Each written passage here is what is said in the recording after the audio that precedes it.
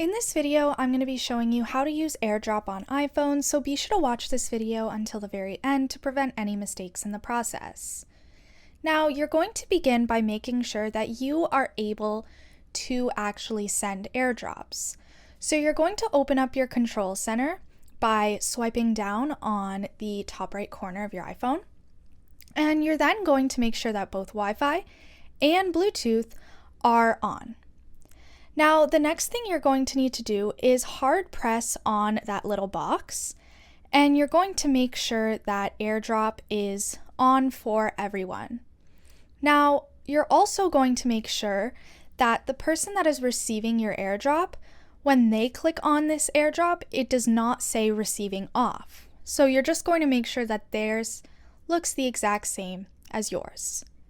Now, once you make sure that those settings are correct, you're going to find what you want to airdrop. For example, if I want to airdrop a photo or a video, I'm just going to click on what I want to send. I'm going to click on the share button and click on airdrop.